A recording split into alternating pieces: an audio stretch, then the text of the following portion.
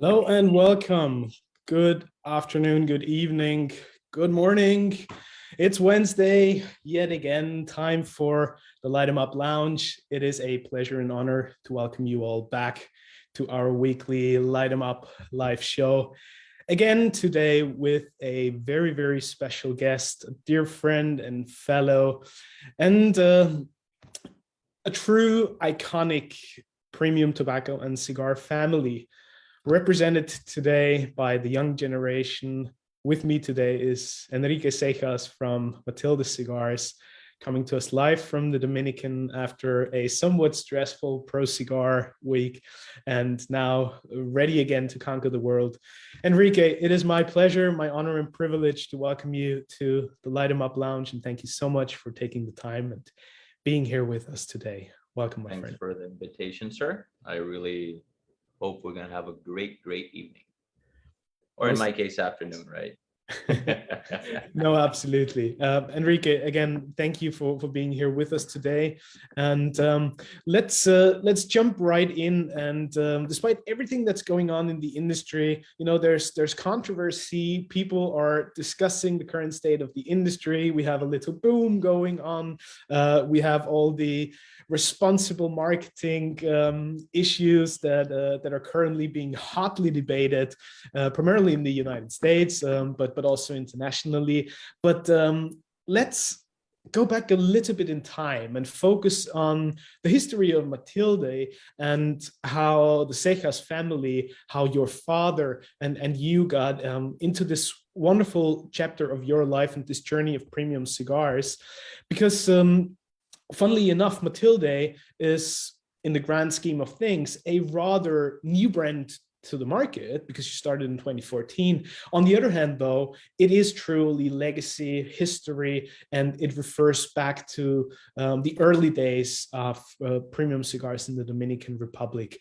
Give us a little bit of a feel how, for you, what does it mean to, after everything that your father has accomplished, start anew together with him, venture out on this new journey, this Matilde, and how the whole idea of this new brand came to life? Well, to start a little bit, where our family comes from, the cigar industry, we are not third, fourth, fifth generation cigar makers. Actually, my dad is first generation. I am second generation through my dad. And he started in the industry as a sheer coincidence. And my dad was an industrial engineer. And at age 24, he graduated and landed a job at what now is Tabacalera de Garcia, which is the largest manufacturing facility in the world. That time, it wasn't a manufacturing facility. It was mostly used, they made only one brand, and it was mostly used for the tobacco sorting operations. For at that time, it was Gulf and Western. And they used to bring the Connecticut shade and Connecticut broadleaf and sort. And my dad was an industrial engineer. He was in charge of calculating the yields, making sure everything went well. Little by little, he built his way up to being the VP of operations and master blender for the factory. Obviously, there are different steps that he took to be able to get there. In 80, I believe it was 80, 78, he was transferred to the Canary Islands, where he worked for Tabacalera Insular, where they made, I believe, Monte Cruz, Don Diego, and that's where he actually started fully dabbling into the cigar manufacturing. And a few years later, they moved the full manufacturing facility to La Romana to build Tabacalera de Garcia and make it a manufacturing facility. So he built his way up to being an 84, the VP of operations and master blender of the company. And years later, well, I was born in 84. So I'm about, when he was a VP, I was born. And I grew up in the factory. I had a 50,000 square feet playground. With tobacco. Used to rollerblade. I used to play around. Everybody used to know, obviously, because my dad was a boss, everybody used to know me. So in some sort of a way, I grew in the factory, not in the industry, but in the factory. knowing everybody, seeing the passion that people put into the cigar manufacturing, into this process, and most importantly, seeing how my dad took this art form and he made it what I like to call industrialized art. He was a very curious person, or he is a very curious person, and I was always breaking down processes to see how he can make it better. So I'll explain a little bit because, and that's where my interest into the factories and getting to know what everything was going on. But when I started really getting into the industry was after I graduated from school, that I had a job at marketing and sales in the Dominican Republic, and went up to doing my master's in the United States. Then I wanted to come back to work with my father at the factory. And granted, I was a little bit older. I was about 24 when I started working full time with my dad at the factory. And the first thing that he said was, "You have to know everything. I know you know everything, but you have to go through every single process." So my first job was I stripping tobacco. Then I was selecting tobacco, and I went through like a full course of 3 months in every course of doing the job. So I got to know everything. During that process, I did about a year and a half of that. I was able to go to Mexico to learn about the Mexico, famous San Andrean wrapper from the Terrence. I was in Santiago. To keep in mind, guys, that Tabacalera de Garcia is in La Romana. Most of the tobacco, well, all the tobacco was in Santiago, so we used to travel a lot. But that's all I dabbled in. During this time that I was working with my dad and learning or getting to learn more of what he did and how the full manufacturing facility worked, he retired. 2011, he decided to retire from his position as VP of Operations and Master Blender. And we wanted to keep in the industry. I just started in the industry. He loves it. It's been his passion. I mean, we used to kid around with my dad that he had 4 kids. It's my sister, which is the eldest, Karen, my brother, and myself. We are the actual kids. And then he had the factory. My dad, I mean, he breathed, he sweated, and he did everything with tobacco. And not only tobacco, but the process. He was his passion. So he retired as the VP of this large corporation, but wanted to stay in the industry. And that's how Matilde comes along. So in 2011, he retires. We start preparing the process of launching Matilde, which was, as you said, launched in 2014. During that time, we wanted to somehow pay homage to the Dominican Republic. We are from the Dominican Republic. We use mostly Dominican tobacco. All our blends have at least 80% of Dominican tobacco. And we're Dominican, and we manufacture our cigars in the Dominican Republic. So what was a better way of paying homage to our country than looking for brands that were, what in essence dead, weren't in commercial use anymore, and reviving something? And that's when Matilde came along. We had a historian looking at different brands. He investigated, went to the newspapers, did all kinds of research, and we came along this brand called Matilde. Matilde was founded in 1876 and was founded by Simeon Mencia. About early 1913, 1912, the company went under and the brand wasn't commercially used anymore. So as a homage to our country, we decided to revive this brand, Matilde, and make it our own. If you notice, our cigars or our brand says Matilde in 1876 as a homage to the brand. At the same time, our logo,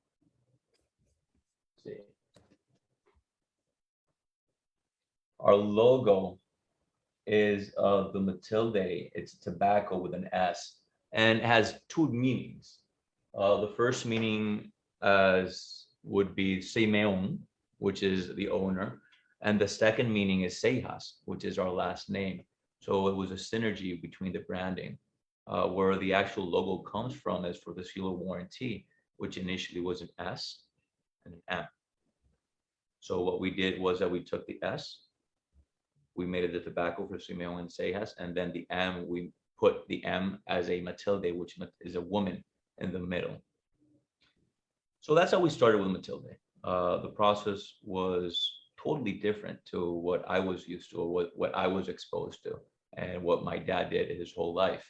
He went from making millions of cigars and working with thousands of employees. I believe he went up to managing 5,000 employees and making about 35 to 40, I think it was 35 million cigars, the premium cigars, the ones that he most produced, to working in a small shop where, as I speak with you, we could speak to the people making the cigars. So for my dad, it was a playground, a dream come true, where he can express what he wanted with tobaccos, with the cigars, directly to the roller, directly to the buncher, instead of having to go from VP to the manager to the supervisor to everything, because that was the structure where he had to do. It's not that he didn't walk through the factory and didn't talk to anybody, but in order to communicate something correctly, you had to go through everywhere. So for him, it was his sort of retirement, and for me, it was my introduction into the industry in some sort of a way. And Enrique, when you think about scaling back in the most positive sense, from such a massive operation to a small boutique hands-on craft production, you mentioned it was a dream come true for your father, yet I would also assume that it might bring certain challenges with it that you probably do not realize as much when you work with 5,000 employees and you have way bigger resources for everything. And then suddenly you manage this intricate, small family operations. What were some of the key challenges that you had there and you had to adjust to? How much time do we have here? So there's a lot of challenges, and obviously your main challenge is tobacco. My dad worked with believe an inventory of about $100 million worth of tobacco, 5 years worth of production of tobacco. So it wasn't hard to source tobacco because of my dad's time in the industry. Everybody knew him. But getting the access to the aged tobacco that we would have liked to use was different, because you buy tobacco and then you age it. People don't sell it aged. So that was the first part. And as you were saying, when it comes to having a corporation, there's different branches. We came from corporate, we came from manufacturing, and my dad's life was all in manufacturing. He was the face of a company, but he was known as the quiet man. And there's a reason why he was known as the quiet man. There's actually an article on CA because of it. It's because he said very few words, but he was always behind the scene making his cigars and doing what he loved, which is manufacturing, blending, and working with people. So one of the things that we did not see was how complex the marketing, the sales, the logistics of after factory was. So that was a huge learning lesson, learning curve that we had. Besides that, as you said, you have resources. I mean, when you running your smaller operation, you can't go and say, okay, give me 100 bagels, give me 200 bagels with this, 300 bagels with that. So it was that kind of a resource. It's more of a financial constraint in some sort of a way. And when it came to manufacturing, it was very simple, because we literally, it was literally copied the manufacturing process of this large corporation in a smaller corporation. Mm-hmm. But when it comes to the commercializing side, that was the biggest learning curve that we actually had. When to grow, when not to grow, when we're growing too quickly. And we hit many speed bumps, and little by little, we've been going through them, and well, here we are.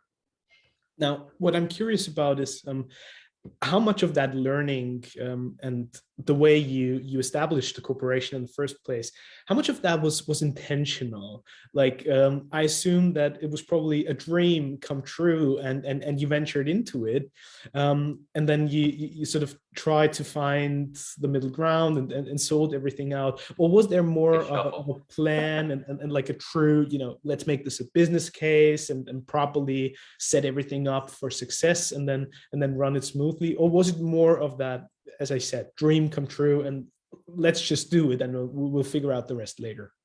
No, you always have to have a business case. When anytime you're investing money, you have to have a business case. We had the branding concept of Matilde. Initially, Matilde is still, we work with our core blends. We have 4 core blends, which is your Serena, mild to medium cigar. We have the Renacer, which is our first cigar, which, nice thing to know, Renacer means rebirth. For us, it was a rebirth of this brand, and also the rebirth of my father in a different stage, as you were saying, from going super corporate, large, a lot of finance, to a smaller family-owned operation.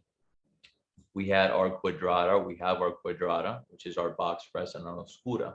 The reason that we did these blends and core blends is that we wanted to keep it simple in order to be able to keep the consistency on our manufacturing. We have a Corona, Robustos, Toros, and Grandes in all sizes. And the branding was kept the same when it came to recognition.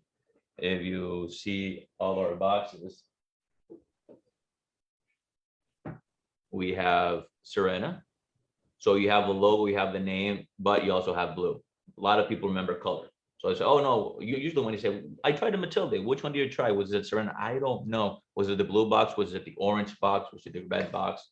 So we have Quadrata, the Renacer, and the Oscura. So branding wise, everything was thought out. Besides that, we had a tour. We had a factory tour, actually. Our initial small facility in La Romana was a live factory tour where people could come in and tour and see the factory, see the manufacturing, see the process. And it's something beautiful when you have people coming in. And usually it's, let's say, you who smokes cigars comes in with somebody else that doesn't. And the person that smokes cigars ends up saying, well, we should be paying more for this, because they notice it's an art form. We manufacture, everything is handmade. From the moment the seed is planted to the moment you're putting the rings on everything is handmade. And a lot of people don't know that. They don't know what goes into it, the passion that goes into it, and how hard it is. And the nicest thing was that the people that did not smoke, they say, oh, wow, this is different. This is not tobacco. It's tobacco, but it's totally different. It's not mass produced. It's 100%. It's art. And so that was a cool part. And the idea behind that was having this tour and having people coming through the factory to get the name out there. And unfortunately, a few years later, about a year and a half, 2 years later, we decided to make the move to working with other manufacturing facilities. At that time, we still work with is Tabacalera Palma, that I was kidding with Johan about, because his background is Tabacalera Palma. And it's simple reasons. You need to find people that share your same values and your same passions. And we were looking for a factory that would give us manufacturing flexibility, for starters, and also will give us access to that large inventory of tobacco that we did not have access to be able to keep the core, to be able to develop more blends, more brands. And that's what Hochi offered us. I didn't mention it before, but my dad, besides being a tobacco person, is a people's person, and a lot of his passion in managing this large corporation or this large factory was helping out his employees. And he had a lot of programs, and he believed in people. He helped as much as he could. I mean, if he could, he helped any way he could. And that's because it's a selfless thing to do, but it's also a commercial thing to do, because it's handmade. If your cigar makers are happy, your cigars are going to be great. If you come in and you have a bad day, or you're having a bad day in your house, or you owe money, it's very probable that your blend or that cigars that you're making are not going to be as great as when you're happy and you're concentrated.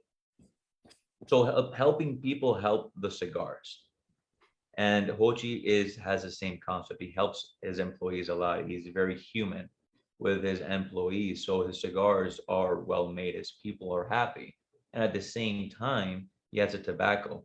So you have two of your main pillars of cigar manufacturing, of making a great cigar, which is great tobacco and great human resource in one place. And that's when we did the move to Tabacalera Palma. Was it a challenging move or consideration for you in general? We sometimes speak about that analogy, and with different guests on the show, we heard different perspectives. For Steve Saka, I believe he mentioned, God, I'm happy that I'm not involved in the whole process of owning my own factory and running my own operation, because then I can go in and sort of pick the very best tobaccos, the most textured tobacco, work with that, but I do not have to worry about all the other operational aspects that come with it. He gets to play.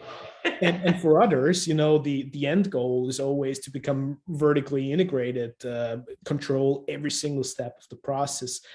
How was that consideration for you, and how challenging was it to sort of take that deliberate step from your own boutique manufacturing operation to working with Hochi? It's always a tough decision to make. I mean, you're closing a manufacturing facility, moving your production somewhere else, and at you lose some type of control. You're not in control 100%.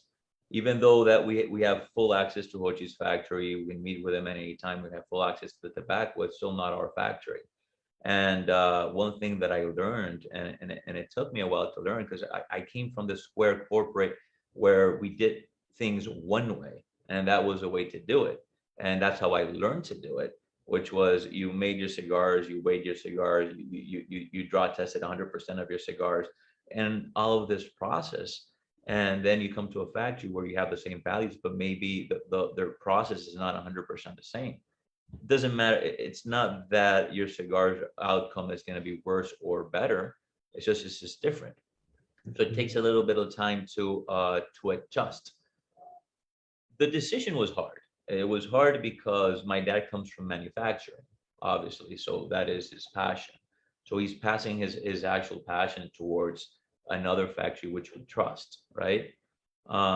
It's in Santiago, so I moved to Santiago personally. I uprooted and moved to Santiago, and you don't have 100% full control. But the easy part was that we were starting operations, starting a partnership with somebody that had shared the same values, same quality values, the same that had great tobacco, had a great setup factory.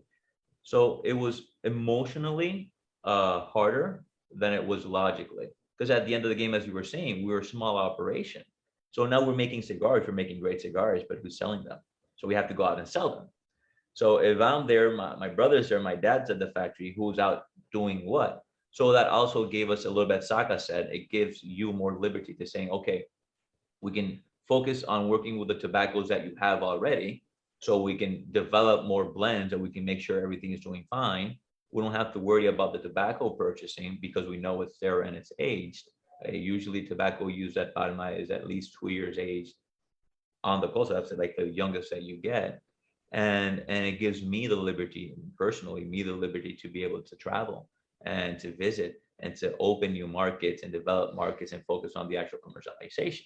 Because we love making great cigars, but I don't want to smoke them all. I want you guys to smoke them. I want the world to smoke them, to try it. Because at the end of the game, it is a business. Yeah. So personally, it was tough business-wise and logistically. It was what made sense at that time.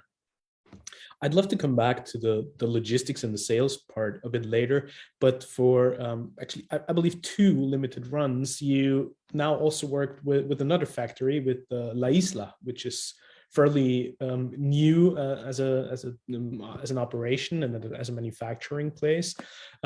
Why that choice, and why that particular connection, and how was it different when suddenly you're not working with the operation that you've been used to for a couple of years, but you actually start with somebody new? It's like going back to basics. So here's how I structure, or here how I use a lot of because I usually make a lot of the decisions when it comes to that. We have our core lines, or let's say our legacy lines, which are made at Tabacalera Palma. So you have your Serena, your Serena, your Oscura, your Cuadrata, and your Renacera, right? Those are always made at Tabacalera Palma. They will never move from Tabacalera Palma. I love working at Tabacalera Palma, and that will never change. So what I was looking for was, well, first of all, I've known Ostos since I was 18. I've worked with Ostos before when he was in Quesada. Do you know the history of Ostos? Mm. So I worked with him when he was in Quesada, Mm. and we had a very good synergy, and I've known him as a friend. And one of the things that I always say, because I don't own my own manufacturing facilities, I have to work with people that you trust. So when also set up his operation, so it's a new operation, somewhat like we were a new brand behind an old name. Ostos set up a new manufacturing operation, but at the same time, he's been working in a cigar factory since he was 15, so for 20 years. So he had the experience, and he put that experience of a large factory into a smaller factory.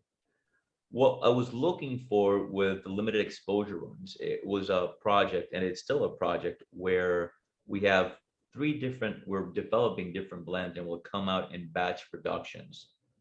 So the idea is we have a small production, which is pre-sold.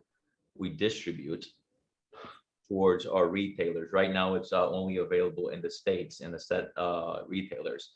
So we distribute, and 6 months later, our new line would come out, which is the number 2. Where at the moment we are packing the number 2. So those are the ones that I showed you initially with the logo. This is the number 1, which is Mexican wrapper with Dominican binder and filler. And then we come out with the number 2, which is this one that we're packing. But here's the thing, the idea behind this is a way where we test markets. So we have the blend number 1, and blend number 1, let's say we made 1,000 boxes, and those 1,000 boxes were sold between 100 retailers, and they try it out. It's a great way for me to get feedback on how the thing is doing. And this is basically what we do. For me, it was an answer to the what's new in the industry. Unfortunately, it's great for smokers, and it's great for consumers. But when you have to come out with new blends year after year after year, because it's what's new, what's coming out, sometimes you're not going to develop a blend that you love, you still put out. So what I was looking for was trying to address the what's new in a different way. So how it works is that 3 blends are going to be developed. Retailers, a set group of retailers are going to have those blends, and we get feedback. And when we start manufacturing a second batch of that limited exposure number 1, we've already had the feedback from those retailers. We know what worked and what didn't work. We know if we have to tweak something in the blend, and we also know what retailers did well and what retailers didn't do well. So with all that information, we decide we make a second production. We increase that production. How it works is that if all retailers did great with that production, and that production was increased 100%, the allocation for that retailer would increase 100% as well. Mm-hmm. So in essence, the initial retailers are the ones that have the limited exposure. But as you know, the market does not work as it does. So sometimes we got a retailer say, I'll take half my allocation. So that's what you use to put towards other stores. In essence, what I was looking for is having this rotation where a retail would have an allocation of maybe 20 boxes of one, 30 of another, and 100 of another, because that's how it works in his store. Why? So in order to address the what's new, we developed 3 blends, which come out every 6 months. So there's always going to be a blend that you won't see that year. It'll give you enough time, it'll give the consumer enough time to miss the blend, but not to forget the blend. So when it comes time that the limited exposure number 1 comes out again 18 months later, the consumer's going to remember it. The retailer knows it's going to do well for him. So it's an easy buy for him commercially. It's going to be an excitement for the consumer saying, oh, this is new. I remember I tried this. I liked it very much. I'm in again. And you keep that in a rotation. So what does that do for me as a manufacturer? It helps me keep my core blends in consistency. I know what I'm using. I know what I need. I'm not, going crazy trying to make new blends all the time. It's the same ongoing blend. So it's a core blend that will come out every 18 months. So I can keep the consistency, which is what my dad always pushed towards. It's being consistent. I remember one time he tells me, and we're talking about consistency, and there was 2 things that he always told me. The fun part in cigar manufacturing is creating a cigar. That's your playground. That's where you put everything together, you break everything apart, you have fun, and you come out with a magnificent blend. The hard part where the work comes is to keep that consistency year after year. We're compared to all kinds of industry, to the wine industry, but wine industry has vintages. If you had a crappy vintage, well, it was a crappy vintage. I can't have a crappy, if we had a bad crop of Renacera, a bad crop of tobaccos that used in Renacera, it was a rainy season or a dry season. The consumer still expects to Renacer to taste as a Renacer he tried 10 years ago. So it's about consistency. And that's where the work comes in. So in order to keep that consistency and keep that work and keep the quality of our cigars, that's when we came up with that. So it addresses a part in the market of the what's new, but also helps us keep consistency in the market to make sure that the consumers are receiving what the best quality that we can give them. When it comes to working with Ostos, it's a similar dynamic with Hochi because it's a one-on-one operation. And I said it's like going back to basics. It's because we're working with newer tobacco. We're sourcing different things. So it's more of a playground. And it works perfectly with this project, as I was saying, because we're developing new stuff. We're evolving. These blends will evolve into its maturity. So it's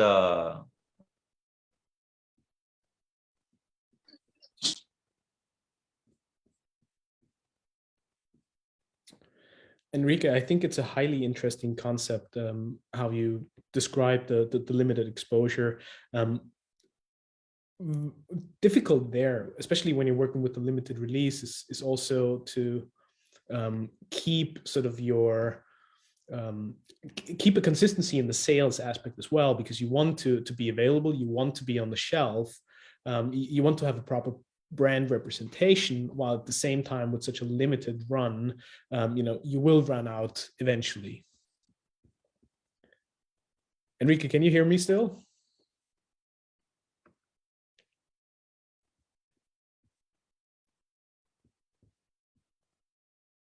I think we probably lost your audio. Maybe it was a cable or something that went bad.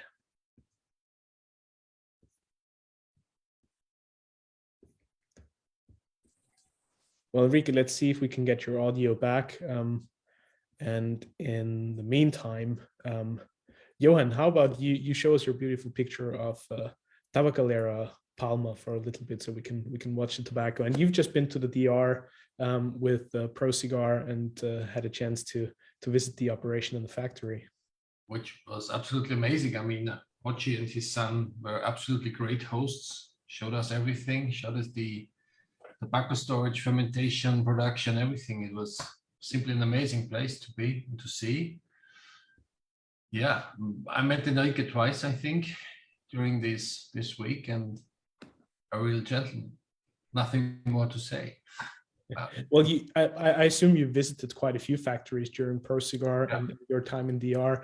What was special about the operation at the Tabacalera Palma, or what made you, for you and in your opinion, what made Palma stand out and unique in their approach?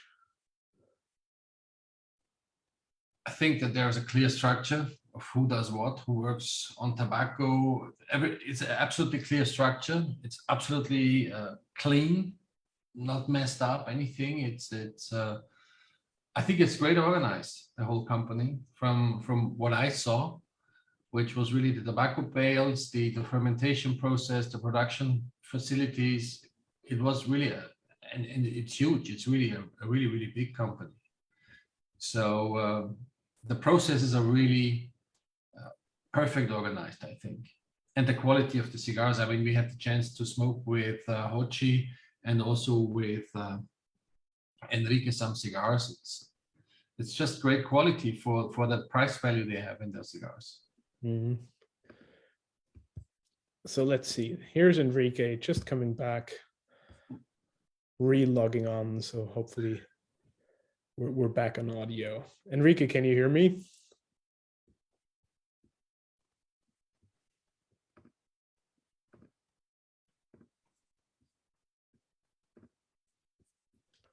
Well, we'll give him a few more seconds. He'll be back for sure. If somebody of you has a question, as always, please feel free to put them into the chat here in the meantime, or make yourselves heard once you're joining us here at the lounge via Zoom. For everybody watching on Facebook, as always, if you have questions, then please put them underneath the live stream. I'm always checking, and I try to forward all your questions to Enrique once he's back live.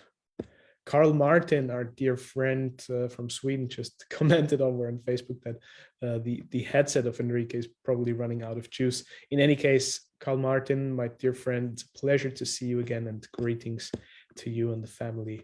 Hope you're all doing well. And also, whilst Enrique is reconnecting his audio, I would love to share a little video and a little thank you message or greeting message from a dear friend who would have loved to join us today, join us this evening or afternoon, but unfortunately he's busy. But here's a little message from our dear friend, Jose Blanco. Good evening, everyone. Tonight on Light 'em Up, Reinhard, you have a special guest tonight.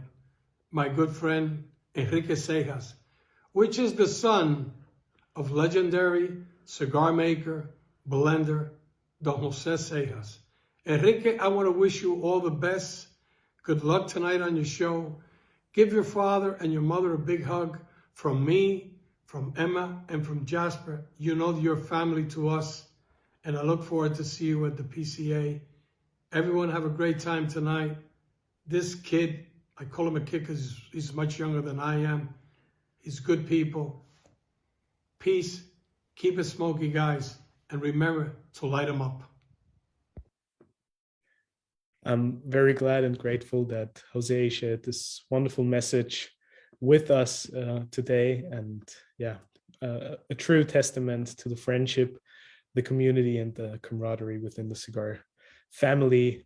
And let's see if Enrique is back now. Hello. There we go. My God, I apologize. Not at all. Good to have you I back. apologize. I'm glad to be back. And I hope you just heard the little message that Jose prepared for you and that he shared for you with us today.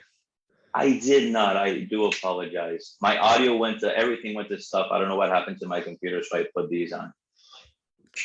Well, in this case, here's Jose Blanco again.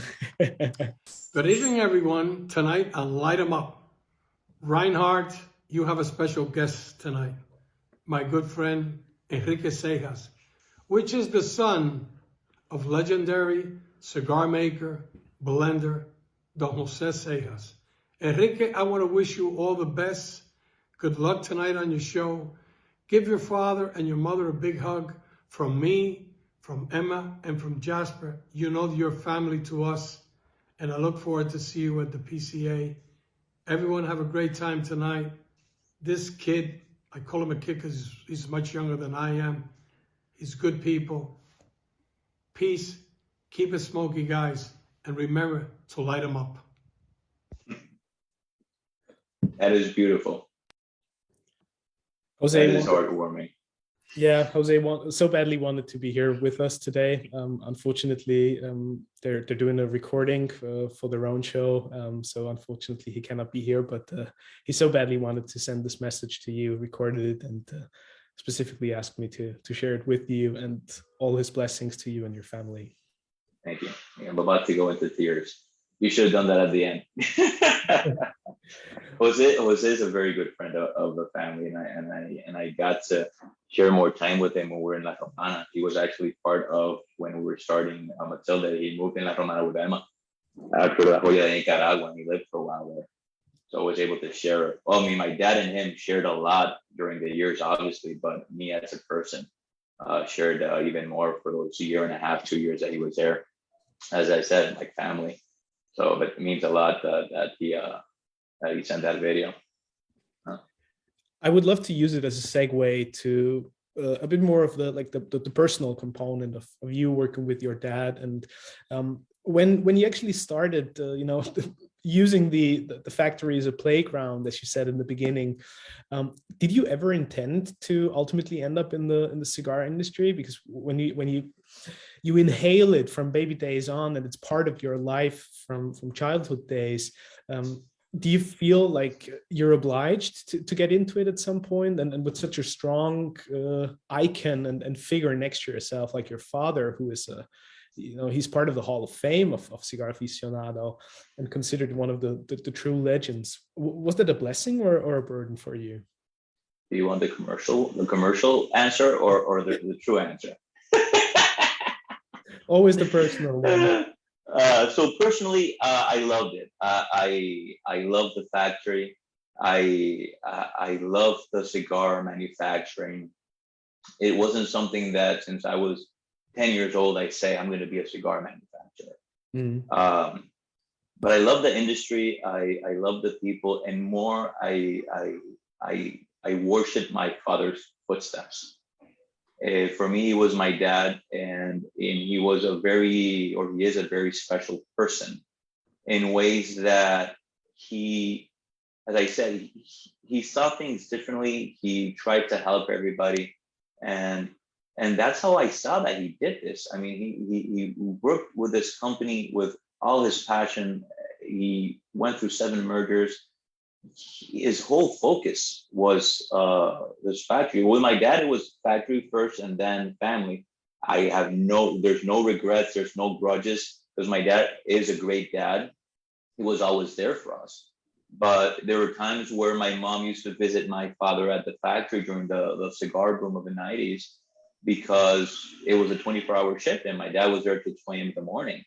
So that's what I grew up seeing. I grew up seeing this man that was my father for starters, and such a great person and engineer and business person.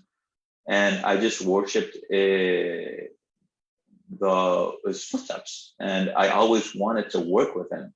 I always wanted to learn. My dad is a person that evolves. He was humble. He knew when he was wrong. He would admit that he was wrong. And those are the things, those are values that I would say many people have, but not people that I know of. So I look forward to learning everything that he had to teach me. I look forward not only on the tobacco side, because people only see the tobacco side, but on the human management side, on the business side, on so many other aspects that people don't see when you're working with making cigars or with manufacturing cigars. And I wanted to learn from him. Simple as that. It wasn't cigars, it would be something else. And be careful what you wish for, because when we started with a smaller operation, he had meetings every day at the larger operation with 12 people, 12 managers, 12 or 13 managers. And my dad was a machine of making work. He created work like nobody else could do, because he was always thinking of what he can do better, what he can do also. But if something was better, he wanted to break it down and make it a little bit better. So because we had 12 different people to let him know what he wanted, he was like, okay, Reinhard, you're going to do this. Johan, you're going to do this. Don, you're going to do this. And then came back to the meeting. So when I started working with him, it was Enrique, you're going to do this. Yeah, you're going to do this. And it was all me. which was a huge burden because I was doing most of that work with my brother at the time. But it was a huge learning opportunity. So, did I see myself owning a cigar brand and working with a cigar brand? Honestly, no. I didn't see myself owning a cigar brand. I didn't see myself having a family business. Did I see myself working together with my father all my life? I saw myself working with my father all my life. I saw myself working at the factory that I rollerbladed at. I saw myself or my kids like rollerblading the same way that I did. That I did see. I did see that passion was transpired towards to my person. Not on the tobacco. I love the tobacco, but on the whole process, on the whole essence of what my dad was. So yes, at some point, yes, I did see myself in the cigar industry, but because of my father, not because of the cigar industry itself. I love it. I wouldn't pick another industry. I've always said there's much easier ways to make money than working in the cigar industry. But there's few industries where it's as pleasurable. You meet as many people and you make so many friends that you can help. So that is the honest answer. The commercial answer would be, oh yeah, of course. My dad was grooming me since I was 10. My first cigar was when I was 12, and so on and so forth. But no, that's the answer. Unfortunately, my dad, I don't know if you're aware, has Parkinson's. So the guidance, I hope that I was going to be guided by my dad for decades and decades and decades. I did not have the fortune of getting that, but I did have the fortune, or I do have the fortune of working with people and with factories that I trust that have a lot of experience.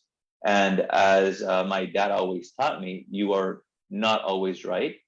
You learn to people, you learn from people, from your mistakes, and learn from other people's mistakes. So I take guidance and I work with the people, with Hochi, and I work with Ostos. And I can't take credit for everything that I do in Matilde, because many times there might be something that Hochi tells me, oh, you got to do this with this blend. I think you should, better this with this blend. And I don't know it all. I'm not a master blender. I'm far from it. I'm far from being in my dad's or Jose's or anybody else's shadow. Well, I'm in their shadow, but in their level, and I don't think of me as that. But as my dad, every day I strive to learn more of what he used to do as a blender, what he used to do as a manufacturer, and I keep pushing. And thank God I have great partners, manufacturing wise, business wise, commercial wise, that helped me do that. But yeah, basically I'm in here because I'm in the cigar industry because of my father. And it's a cliche, but it is what it is. Beautifully said, Enrique. I very much appreciate those thoughts. And Cy Sweeney has a few questions, I believe, that perfectly continue that thread of conversation. Cy, welcome, and please put your questions forward.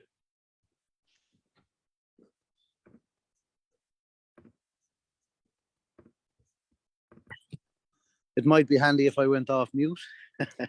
Always good evening, all. Good to see everybody. Very good, very good. And great to see you on Light 'em Up. Great to see you all, as usual. Just a couple of little questions here. I won't take up too much of your time. You once said about your father, I'm working beside him, I'm learning a lot from him, and at some point I'll hopefully be as good and as passionate as he is with cigars. How close to this statement are you now? And the second question is a simple enough one. Besides your father, who has been the biggest inspiration in your life? So how close am I to my father and being as a blender as he is? About your passion and everything you wanted to know about cigars. Oh, my passion is there. My passion knowing about cigars is there. I don't think there's anybody, or there's very few people that are as passionate as my father when it comes to cigars. I mean, the man used to have I don't think he ever fully enjoyed a cigar because he was always writing notes on what he was smoking. So I take it as he always took it as a work, and that was his passion. I'm extremely passionate about cigars. I'm not as passionate as my dad is. I'm not there. I'm building my way to getting there. And when it comes to being what he is, I don't know if I'll ever get there. Hopefully I will. But it's a huge ride, and it's a very different situation for me when it comes to that. And what was your second question? Besides your father, because we all know what an icon he is in the industry, but in your life, who would be your biggest inspiration outside your father? Outside my father. So outside my father, when it comes to working with tobacco, as I mentioned before, I take a lot of advice from Hochi, which is where I make my cigars. And outside the cigar industry, there is a person that is like my second dad, who's an uncle. And he is, when it comes to business, he is my mentor. And I take a lot from him when it comes to the business side and the development side of the business. And passionate. He's a family man, as we all are. We're very family oriented. So he would be. His name is Javier Vargas. He's an avid cigar smoker, but he's he's in the lumber business. But he's a very business savvy person. So he's been my mentor in the absence of my dad being able to be there day after day. Yeah, brilliant. Listen, thanks for that. Thanks for your time, and thanks for the answers. Always, I thank you for the questions. No problem. No problem. Sai, many thanks for tuning in, and all our love and blessings to you and your family. I know it's a challenging day for you today, but it's so greatly appreciated that you're here with us, and you're part of the family, you know that. So thanks for being here with us. Enrique, regarding your mentor, I'm very curious. Do you think it's important to also have somebody on your side who is not part of the cigar industry, probably offering a different perspective and a different view on business things? Because sometimes I guess, when you're always within the realms of your network, of the industry, maybe it becomes a sort of a narrow view on things. I think it's huge. I think it is huge, because if you get advice from the same industry, most of the times you get the same type of advice. And when you get somebody that's done very well for himself, business-wise and family-wise, who has a lot of love to you and wants to see you succeed and knows what business takes to do, and he takes it from the outside, you get different types of consejos, of advice that work. And I know with people like that, they will say everything they want. Sometimes he tells me things that I don't want to hear, period. Because I'll tell you a perfect example. When we started the company, I traveled every 2 weeks, 15 days. I was 6 months out of the year in the States and 6 months out of the year in Dominican Republic. And he was telling me, you're going too hard, you're opening too quickly. You got to keep it tight, keep it simple, develop. You're not a corporation. You're a family business. You have limited resources. And after 3, 4, 5, 6 times that he told me, he's like, well, maybe you might be onto something, because I'm looking at this pattern. And it comes to a point where, and you look at retrospect, when you go through the full market, you're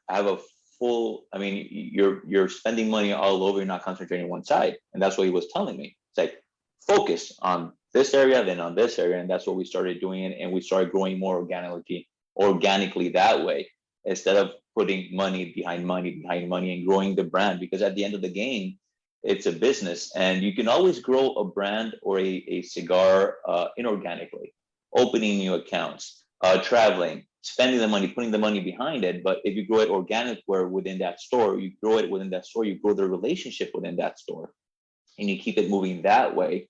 And if you focus in that territory, as he was telling me, I see you more often, Reinhard. I talk to you more often. You sell my cigars more. And once that territory is established, you keep on moving to different territories. And not only that, family-wise, he's always told me you need a balance between your family and your business. I live where I don't want to live. I live in the city. I live in Santo Domingo. Obviously, as a cigar person, my option or the logical answer would be live in Santiago as I was living. But I married somebody from the city. She didn't adapt to the city, and you need a balance in life. So what I do now, because and everything, everything adds up and everything works at the end. If I had my factory in Santiago, I couldn't move. But because I don't have my factory in Santiago and I have people that I trust working with on cigars, I travel often. So I go every week. If we're developing something new, I go more often, I stay more time.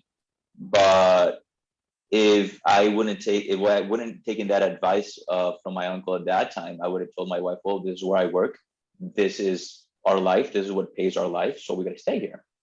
And the contrary, I say, okay, initially we're going to move. I was going to have an apartment in Santiago and an apartment in Santo Domingo where she lived, and I was going to commute. And then COVID, I guess God had a little bit to do with it. COVID came in, shut down the country, and I stayed. And I said, well, this works. We can do it. But it's out of advice. At the end of the game, you make a lot less mistakes when you take advice from people within your industry. But I think it's very important to have somebody outside of the industry that looks on top, because there's things that they will see that you won't. And at the end of the game, every business is very similar. Beautiful. We had a question from Macy, who's here with us at the lounge as well. Macy, chime in. I was on double mute, sound and visual, so I'm prettier and more melodic that way. First of all, I got to ask, who is your favorite Dominican baseball player and favorite team in the Dominican League before I get my cigar question in? I'm a Pedro Martinez man, but and actually in La Romana at a it's where they sell it's outside of the Barcelona and all that. They got a zone. I'm trying to remember.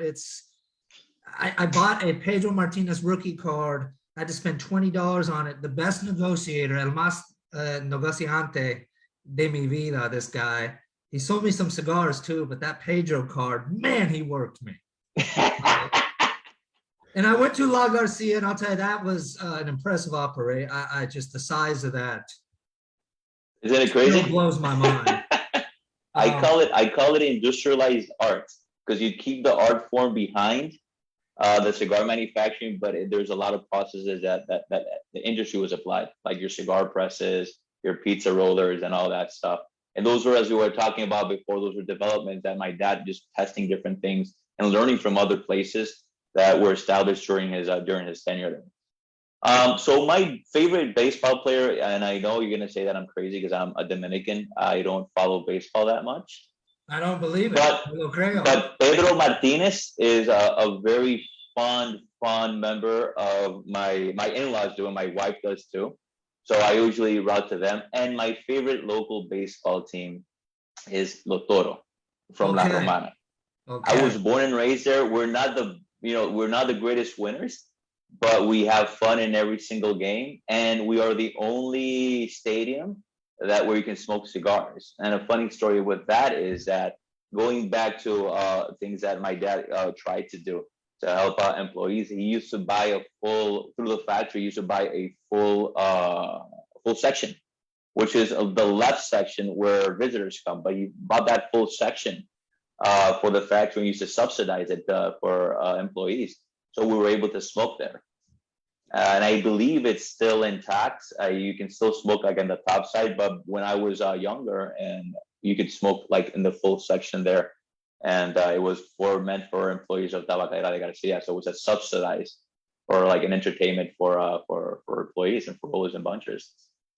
So Toro is my heart. If there was anything that cool, that would surprise me. But different times. That was a much cooler answer than I expected. You talked a little bit about business and marketing. That was a much greater answer than I expected. That was supposed to be the appetizer. But my question is kind of on the inside baseball, the business. You actually talked about marketing and answered a question I had. But my question is, I think it was the last couple of days, I read a report that the Scandinavian Tobacco Group this past year reported profits of $200 million, which is a lot of Danish kroner. I could read. So what I'm trying to figure out is someone who spends all my money on cigars, it doesn't seem like the brick and mortar folks are making the money. It doesn't seem like all of it's going to the family people. I wish maybe that will change. I hope it does. We can support those type of businesses, yours. But where are the real, because you seem uniquely positioned to answer this question with your background. Where are the real profit centers in this business? Is it online retail? Is it being massively vertically integrated like STG? And because I'll be honest, there are, I believe, much better cigars out there. So, I mean, that blew my mind. $200 million in profit. They need to spend some damn money on the FDA fight. They can afford the FDA lawyers. And okay, I'm getting off my hot box, but apparently there's money in the cigar business. I mean, STG at least needs to stop. So I guess where are the real profit centers based upon what you've seen?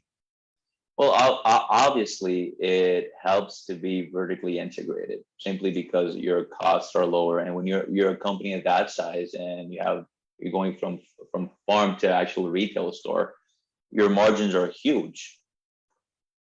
They're just humongous because you're making a cigar that factory costs. And obviously, everything has a stage and every business center makes their money. But at the end of the game, it's a bottom line, right?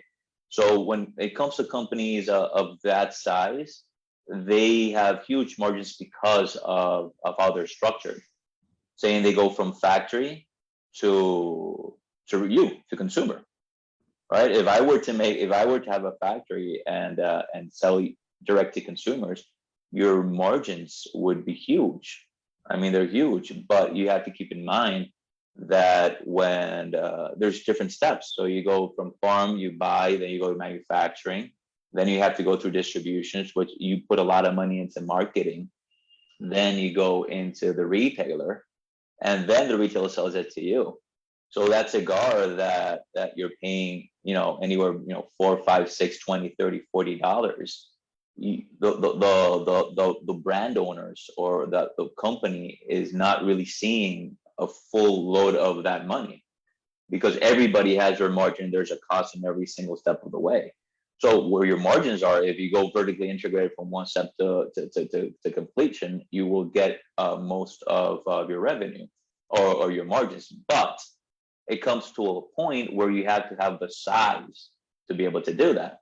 If you try to go full vertically integrated and you have a full operating factory and you have a store and you have a field, and besides your finance, and you're making cigars, but you're making more cigars than you're selling, at the end of the game, you're not going to have that profit, or you're going to have financial cash flow issues. Because the profits will be there, but you have cash flow issues. So obviously, the more vertically integrated when you are you have a successful brand or a large selling brand, the more margins you're going to get. Does that answer your question? Very well. It sounds like, if I may summarize your words, I'm a lawyer. I get accused of doing that all the time, so I guess guilty here. But so it sounds like there is not generally a profit center. There are just, if done right, like in any business, margins to be made at every step along the way, and just the monsters or the large, whatever you want to call them, the STGs of the world, the Altadis, they're global companies with years behind them that were creations of mega merger after mega merger after mega merger. So I guess it's just the profits are dispersed. There's not one real center. They're dispersed, and if you think about it, a 50% margin for the factory is not the same as a 50% margin for the store, or it's not the same for the 50% margin of the distributors, but you're selling at different prices. So everything's dispersed through the supply chain, I guess. And I think it was 7 mergers for ITG. I think that's how many mergers my dad went through before he retired. There's a lot of mergers going around. But as I said, obviously there's easier ways to make money. It's just a fun way, and it's a passionate way to do it. And if you're going to make money, somehow you might as well love what you're doing, because if you don't like what you're doing, you can be a millionaire, and it's just not going to be worth the money that you're making. So. Where were you before law school, sir? No, thank you for your time. Macy, brilliant. Many thanks. Always great to have you on. Brian, your chance. Here's your business pitch. Go ahead. Oh, here we go. Hello. Good morning from California. Macy is hilarious. I love you. You're my favorite. I love your background, Brian. Huh? Oh, I'm in my garden. That is beautiful. Compliments. First, great hair. I'm sorry about my hair. Your hair is amazing. I don't know what's I don't know what your hair do, man. Also, I love the phrase, you come back around again and you say at the end of the game. I'm loving this. Like, people say at the end of the day, okay, fine, but I'm using it now. I'm stealing it at the end of the game. That's a great phrase. Thank you. I had a question about the resurrection of an old company. I think it's a cool concept in general. You see it a lot in the wine industry. And some months ago, I think on the lounge I think it was Kurt Kendall with 724.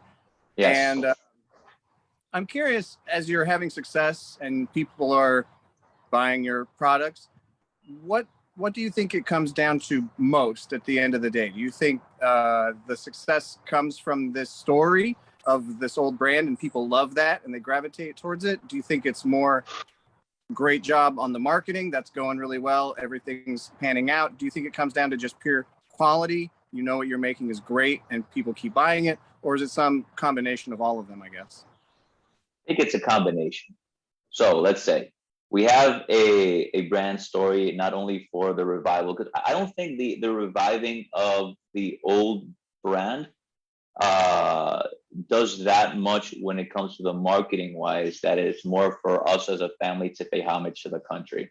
Because if you look at a brand like La Aurora, which is it's an ongoing brand since 1903, and it's the same family, that you have the brand tradition, right? In our case, we wanted to pay homage to our country in our own way, and that's where the reviving of the brand comes in, right? We have the family history of my dad, which obviously opened a lot of doors. In our case with Matilde, we knew a lot of retailers, we know a lot of tobacco people and manufacturing people, so that obviously eases away. When it comes to the consumer, I think it's a combination of everything. First of all, if you don't have the right packaging and it's a brand that's not known, if you don't know the brand and their packaging is correct, you'll be gravitate towards it. So you'll be more inclined to try it, right? But if you try that cigar and it sucked, you're never going to try it again. So that's where the quality and the consistency of the cigar comes in. Then comes consistency. If you tried it and you loved it, and then you try it again and it's a totally different cigar, you're going to say, I'm not willing to pay $8 for this cigar every time. So I'm just not going to buy it. And then it goes to the connection. And I think that's where the family connection, that's where the retailer connection, that's where places which I greatly appreciate that Reinhard has set up in other interviews, because that's where us as smaller companies, family companies, can actually share our experience and share our story, share what we do and how we do it. Because as you were saying, we don't have STG money or Altares money. We have the passion, we have the quality, we have the product. And the best way to share this is, my dad always said, your best marketing is putting the cigar in people's mouths. So that comes out of interviews, that comes out of traveling and doing events. It's that full combination that actually brings success. And sometimes it just doesn't work and you have to keep on pivoting. So it goes different ways. It's just on and evolving and evolving. For example, we were focused on not coming out with many products and keeping consistency in our blends. We didn't develop anything new for 4 years, and it hurt us because people were going for what's new, and what's new. So that's when we developed the limited exposure program, and we will be developing different things in smaller quantities, and making sure that they're correct in what we believe in the blending and the manufacturing. But everything is a pivot. But I think in cigars, and when it comes to companies our size, there's a lot of that emotional connection or that personal connections to the consumer that helps the brand succeed and move along and be it. Because you're saying, well, I know Enrique, or I've met him in this and Light Him Up, and I know his story, and his cigars are great. Oh yeah, these are Matilde. I talked about it. And you become an ambassador, and Reinhard becomes an ambassador, Macy becomes an ambassador, Don becomes an ambassador. Everybody becomes an ambassador, and that's how it works. It's a system. It's a family. Brothers of the leaf and sister of the leaf. It's a true thing. You go to a cigar lounge and you don't know anybody. You have a cigar anywhere, and it's a true thing. It's a cliche, and everybody talks about it, but it's true. And when you travel as much as I did, it's true. I had no conversation. I'd be like, hey, what are you smoking? And that was it. And there's no freaking industry in the world where if you have a $20 cigar in your pocket and I liked you, and we have the same palate, say, I have $20. Smoke it. Let me know what you think. There's very few industries where you do that kind of stuff. And it's a connection. It's something beautiful. So I think for us in our level, that connection, that personal connection helps a lot in the brand success. Thanks. Cool. That's great. Right. Yeah. I put it all together and you win at the end of the game. Cheers.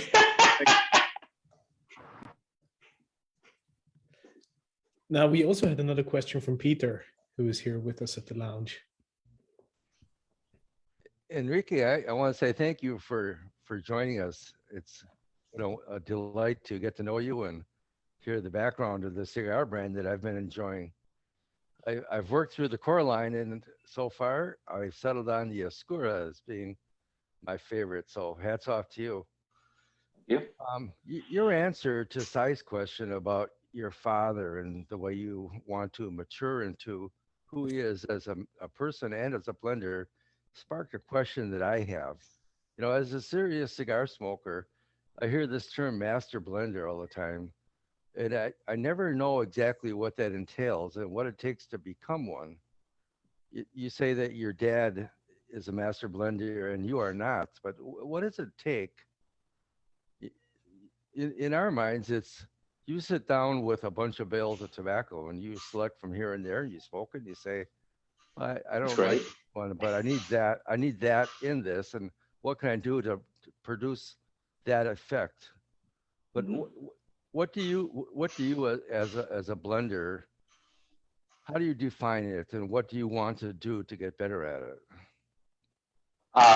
Basically, it's experience. My dad used to or compares blending to trial and error. As you were saying, you have tobaccos that blend well with with seed that blends well with one seed. You have tobaccos, and through years and years and years of trying tobacco and blending tobacco and working with different blends, you get a knowledge base of what works and what doesn't work. And I say master blender or these extreme or these amazing people that have great palate and they have this huge knowledge base of the tobaccos that they work with and able to create a blend all the time. And you can compare them to chefs. You could be a great cook, but these chefs that come out and they mix the less probable ingredients because they believe they will work and they have the experience, and that's where you get like that excellence. I think to become a master blender, it takes many years. Nobody can be a master blender, I believe, at my age, or a very successful blender at my age. I try, I smoke, I see, and I try again. But let's say, for example, when I was younger and I played around with blends with my dad, right? And it's a very specific story. Mi Dominicana. When my dad was in Alta, there was a cigar called Mi Dominicana. And I won't divulge a blend, obviously, but it's a simple blend. It was a great cigar, creamy cigar, nice sweetness to it. And it was 100% Dominican cigar, right? And I would say, oh, I want to try this something new. I want to try this new wrapper on it. And my dad automatically said, nope, that's not going to work. I'm like, I'm going to try it anyways. Whoop. Okay, fair, go for it. Yo, the moment I tried that cigar, it tasted like fucking bad shit. I was like, that sucks. And he knew that because of the experience and what he knows and his knowledge base of what works. And it happened to me many times with Matilde. I was like, Dad, let's do this and this and this and this and this. He's like, no, that's not going to work because he's like, this won't blend well with this. And it will just, this will be overpower this. And that is where I go towards being somebody that's a master blender. As I am learning and as I am trying, it takes more time for me to come with a blend and to understand how the tobaccos work together.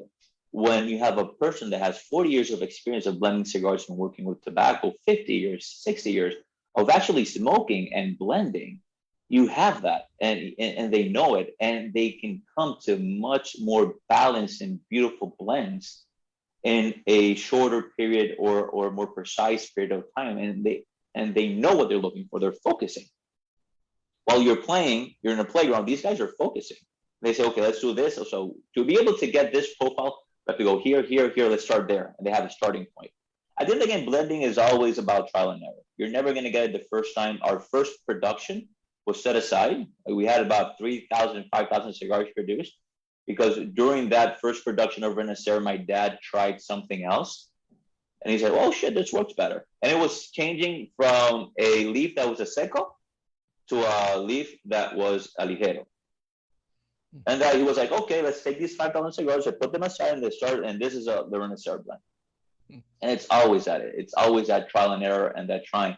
Right, master blender, I think, first of all, it's a palate, and second of all, and very importantly, it's experience. It's knowing your tobaccos, knowing how they work with each other.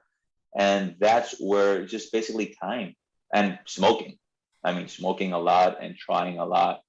So when I said that I might not get to my father's level, it's just being honest and being true with yourself. I'm not at the factory all the time. I'm working and I'm learning. But my dad, if you went to my dad's office, he had trays of different types of tobaccos. He used to smoke different types of tobacco all the time. He was smoking all the time, constantly. When it was a cigar was fully made, he was taking notes on the cigar. It was a whole different concept. It was a whole different mindset because his life was manufacturing and industry and blending. Where in my case, I'm learning the manufacturing, I'm learning the blending because it's something that it's pivotal in the brand. But I'm also working on the sales and moving it along. My dad had the opportunity and the blessing of working in this huge factory with all types of tobacco and just being able to dig in and find his love, his passion, and get in. And that's how you get to being a master blender. And giving this, as my father, he would never take credit for any blend that he did by himself. He had a group, which were the people that he worked with, his managers, which initially most of them didn't smoke when we started out, and then everybody started smoking and started getting their experience. But my dad would never say, I made that blend, I made that cigar. That is not a fact, and that is not true. Everybody has a team. And my dad, I don't know everybody, but my dad had a team, and that team was responsible for the blends. My dad was ahead of the blending team. My dad had the final say when it came to the actual point of we're saying this is what we're going to present to the market. But it's a group of people. And in my case, it's a group of people as well. I don't go into the factory. I don't go into Tabacalera Palma and I say, okay, let's do this and this and this. I sit down with Hochi or I sit down with Osos and I say, I want to look for this profile. I want to make this cigar. I want this. And I actually pivot a lot or take a lot of base on my dad's work because I love my dad's work. So I say, I want something that's going to taste like this. So I remember that he did this. So I want to start, this as a starting base I want to do. And then I would work with Hochi and he'd say, okay, so we can do this. We can try this. And you learn because Hochi is a much better blender than I am. He has a lot more experience than I do. And how stupid would I be to think that I would know better? How stupid would I think? Well, I was stupid enough to think I would know better sometimes with my dad. He was like, nah, that's not going to work. And that's how you do it. And at least for me, that's how I do it. Everything that we do in Matilde is a group. It's a tie. It helps. And everybody, it's a system that we work together. My dad did it that way, and I plan to do it that way my whole life. Does that answer your question? I'm sorry. Okay. That's I usually pivot. Yeah. No, thank you. That's very illuminating and very thorough. And again, a testament to why Light 'em Up is the best show on the entire internet. Thank you, Reinhard. Thank you, Enrique. Thank you very much. Thank you so much for the kind words, and thanks for the great question. Much appreciated. Enrique, if I probably may add something, I also believe that a very critical component of the master blender's work is not just the original creation process of a new cigar, but you before put a lot of emphasis on the consistency. And I think that's where a lot of the master blender's experience comes in as well, that with every crop you're dealing with changing parameters. You have varying stock, but you always need to keep the consistency of your hero there, or change nuances, and more challenging and even more critical in the work for the holistic picture of a master blender to keep that consistency. That's where the work comes in. You're 100% right. Creating their first blend is the easiest part of a master blender because they have everything. So as you're saying, keeping it consistent year after year is what works. And you're never going to have the same blend. I mean, it's never gonna. And this is something. There's few things that my dad always mentioned and always highlights in my head. The first thing is consistency. So the crudest way that he put it is that if you make a cigar that tastes like shit, make sure it tastes like shit every time. Because the people that like it are going to look for that taste all the time. Obviously, you want to make a cigar that tastes like shit, but that's the crudest way that he could put it, right? And then, as I said initially, I mean, the fun part for him was creating the blend when the work came in, and where the actual experience, as you were saying, when it comes to knowing the tobaccos and knowing how they react with each other and how they blend with each other, is keeping that consistency year after year. And one thing that he said, and he always repeated, is that no cigar is the same. Doesn't matter if it's from the same batch, doesn't matter if it's from the same day of production. What you're looking for as a cigar manufacturer is that the essence, the flavors, or the essence, the balance, that cigar that you smoke, that Renacera, that Serena, that Oscura, that limited exposure that you smoked the first time, it's going to remind you of the first one that you smoked, and it's going to remind you all the time. But they're never going to be the same because, first of all, it's a handmade process. Second of all, it's leaves, so they're natural. So you can't say, okay, let's put 20 grams of piloto, let's put 30 grams of piloto. They're leaves. So he's always said, you got to make sure they're brothers, they're sisters, they're cousins. And if you take your first blend and then you go 10 years later and you smoke them together, they might have a large discrepancy, or a similar, a discrepancy, that noticeable discrepancy. But year after year, you've been working with that blend, so it reminds you of that first time you smoked it. That's a very good analogy, and also what I think is highly fascinating. When we had Hamlet Paredes on the show, he also, with the perspective of a roller, mentioned that there's a little bit of a blending process going on with every single cigar that you roll, because of the experience that the Banchero or the team or that one roller has, just by the way the tobacco feels in his hand and the texture of the leaf. And as you said, every single leaf is slightly different, so you might have to do minor adjustments of how you fold or how you place the leaf in order to keep that profile. And George Brightman reminded me of that aspect again, and he said that a large part of the master blender's work is also to be able to control the Galera floor and control the room and make sure that all your bancheros and all the rollers are making the job as perfectly as possible in order to be a little bit of a blender themselves with every single cigar that they're rolling. And I thought that was a very fascinating process. You gotta, for them, you have to make it as mechanical as possible. So you select them. So usually what you do is that you put the tobaccos as they're supposed to be picked. So they pick and then they finish in order closer. But as you're saying, sometimes they'll take a leaf that's a little bit smaller. So I say, okay, wait, I gotta take another one. So at the end of the game, the true heart, and it's good that you mentioned the bunchers and the rollers, because the true heart and the actual blenders of the cigar are the bunchers. Well, the bunchers in this case, the rollers put the leaf on, but the actual bunchers. And if they're doing a crappy job or they're not doing correctly, you can have the best tobacco in the world and the best blend or the best blend in book in the world. And if they're not doing it correctly, they're not taking the amount of leaves I need to take for each close one, it's not going to come out as a great cigar. So yes, at the end of the game, the top or the final blend is decided, and there's kind of that blending, as you were saying, on the roller, on the buncher side.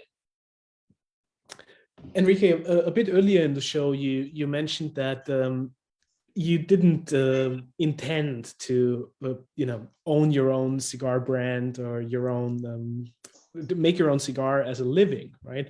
There was one wonderful interview that I listened to while I was preparing for the show when you were on Box Press with Rob Gagne from Bovida, and you mentioned that idea of the pineapple cigar that at some point in your life you wanted to bring to fruition. Will that ever happen?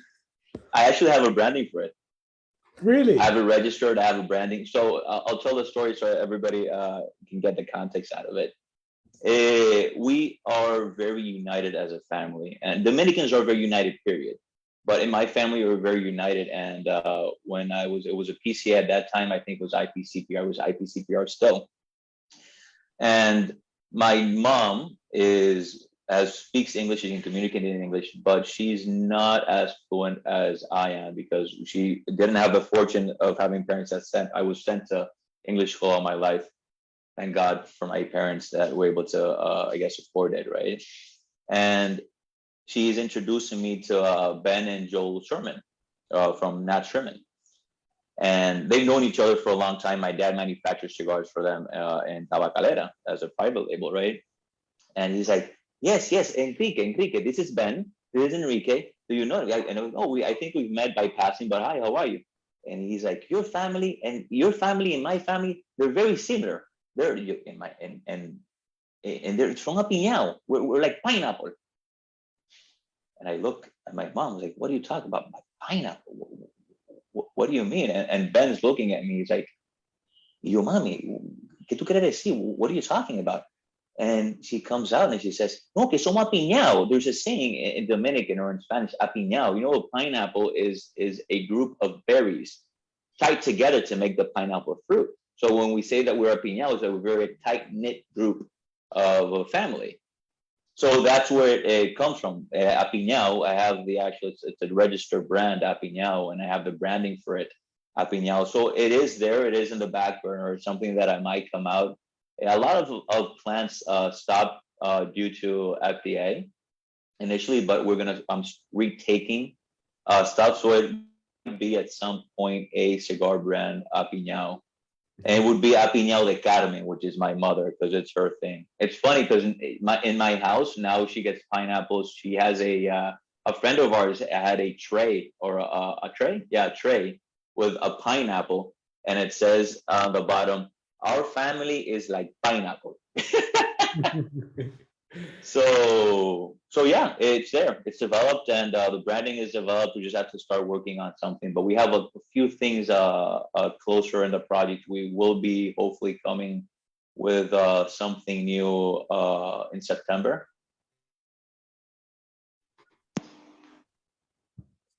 Perfect. Well, I think it's fun that you got the Apiñao. It's awesome. Not many people know about the Apiñao. You did your research. I always do. And you know, I think it's a lovely story. And one of the reasons why it stuck with me is my background is in wines and spirits and hospitality. And the pineapple is a symbol for hospitality and has a very special meaning in that context of how it, the symbol of people coming together, us being together, and that's also what Light 'em Up has always been, you know, the camaraderie and the community and bringing people together. So that story truly stuck with me, and I thought it was lovely, and I look forward to one day seeing that cigar of yours with the. We can say that Light 'em Up is apiñao. Absolutely. We'll make an apiñao for Light 'em Up. We'll make that one together, a very special edition.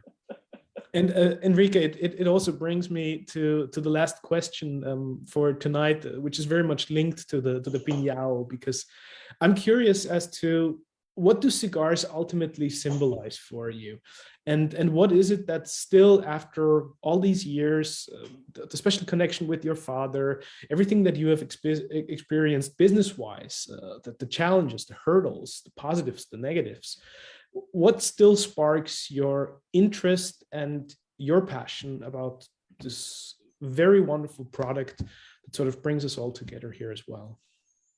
Family.